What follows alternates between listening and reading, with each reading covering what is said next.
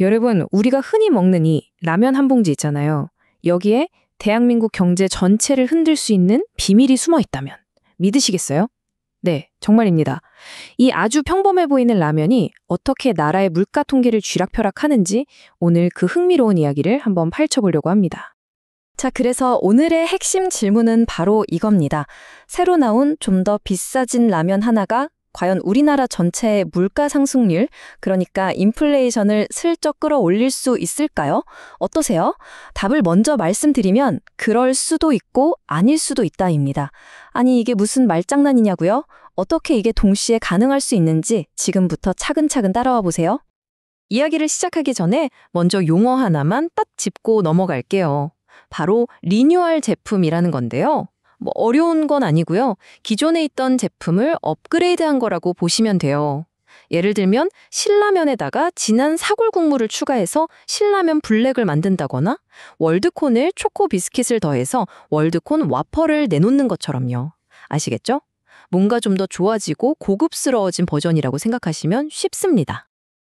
자, 근데요. 이런 리뉴얼 제품이 딱 나오면 우리 소비자들 머릿속에 바로 드는 생각이 있죠. 이거 가격 올리려는 꼼수 아니야? 맞아요.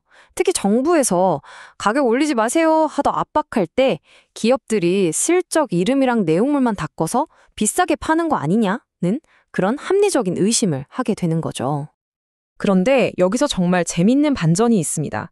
이렇게 가격이 더 비싼 신제품이 나와도요, 처음에는 물가 통계에 전혀 잡히지가 않는다는 거예요. 진짜 신기하죠? 마치 뭐랄까, 통계라는 레이더망을 교묘하게 피해가는 스텔스기 같다거나 할까요? 이게 왜 그러냐면 바로 소비자 물가지수, 줄여서 CPI라고 부르는 것 때문인데요. 통계청이 물가를 계산할 때 사람들이 많이 사는 대표 상품들을 골라서 가상의 장바구니를 만들어요. 그리고 이 장바구니 가격이 어떻게 변하는지를 보는 거죠. 근데 문제가 뭐겠어요? 막 나온 신제품은 아직 사람들이 많이 안 사잖아요. 인기가 없으니까 이 중요한 장바구니에 들어갈 자격이 없는 거예요. 그러니까 아무리 비싸게 팔아도 처음에는 물가 통계에 반영이 안 되는 거죠. 하지만 이야기가 여기서 끝나면 재미없겠죠. 결정적인 순간, 바로 전환점이 찾아옵니다. 그 스텔스기 같던 신제품이 갑자기 엄청난 인기를 얻기 시작하는 거예요. 그러면서 원래 있던 제품의 자리를 위협하는 바로 그 순간이요. 자, 이 그래프를 한번 보세요. 시간이 지나면서 신라면 블랙 판매량은 쭉쭉 올라가고 기존 신라면은 점점 줄어들죠. 그리고 마침내 판매량이 역전되는 저 지점 보이시나요? 바로 저 때입니다. 저 순간이 되면 통계청도 더는 신라면 블랙을 무시할 수가 없게 돼요. 아, 이제 장바구니의 주인을 바꿔야겠구나 하고 인정하게 되는 거죠. 바로 여기서부터 진짜 문제가 시작됩니다. 기존 신라면이 584원인데 신라면 블랙은 1,320원이에요. 계산해보면 가격 차이가 무려 126%나 나요. 와, 어마어마하죠. 이제 통계학자들은 머리가 아파지기 시작합니다. 이 엄청난 가격 차이를 도대체 어떻게 통계에 반영해야 할까? 아주 중요한 선택의 기로에 서게 된 겁니다. 근데 재미있는 건 여기에 딱 정해진 정답이 없다는 거예요. 이 가격 차이를 계산하는 크게 두 가지 방법이 있거든요. 그런데 어떤 방법을 쓰느냐에 따라서 그 결과가 정말 하늘과 땅 차이로 달라집니다.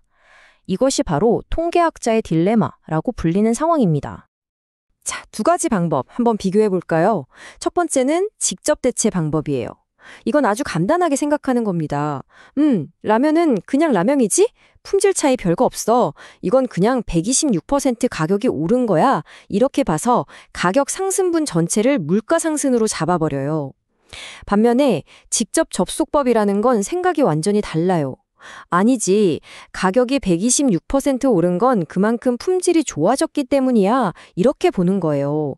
그러니까 실질적인 물가 상승은 빵1이다. 이렇게 계산하는 거죠. 정말 놀랍지 않으세요?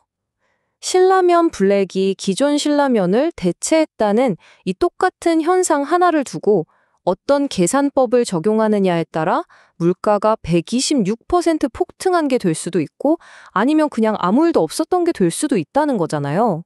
가장 중요한 건 이 두 가지 방법 중에 뭐가 무조건 맞고 뭐가 틀렸다고 말할 수가 없다는 점입니다. 결국 이 라면 이야기는 우리에게 통계라는 것의 본질에 대해 아주 중요한 사실을 알려줍니다.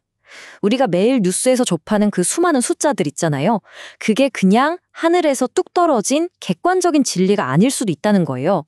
오히려 누군가의 선택과 방법에 의해 만들어진 현실에 더 가깝다는 거죠. 실제로 전문가들도 이렇게 이야기합니다. 소비자 물가 지수의 값에 절대적인 의미를 부여할 필요는 없다 하고요. 오해하시면 안 돼요. 이게 숫자를 믿지 말라는 뜻이 절대 아닙니다. 그보다는 그 숫자가 대체 어떻게 만들어진 건지 그 배경과 과정을 항상 비판적으로 바라보고 질문을 던져야 한다는 의미예요. 자, 그럼 오늘의 핵심 결론입니다. 통계는요, 땅에 묻힌 보물처럼 그냥 발견되는 게 아닙니다. 어떤 가정을 하고 어떤 방법을 쓰느냐에 따라 완전히 달라지는 일종의 창작물 혹은 결과물이라는 거죠. 그 숫자 뒤에는 그걸 만든 사람의 선택과 판단이 반드시 숨어 있다는 사실, 이걸 꼭 기억해야 합니다. 그러니 이제부터는 뉴스에서 경제 성장률, 실업률, 주가 지수 같은 숫자를 보실 때 그냥 지나치지 마시고 한 번쯤 이렇게 질문을 던져보시면 어떨까요? 이 숫자 뒤에는 과연 어떤 숨겨진 선택이 있었을까? 라고요. 오늘 우리가 함께 살펴본 이 평범한 라면 한 봉지가 세상을 보는 아주 중요한 렌즈를 우리에게 선물해 준 셈입니다.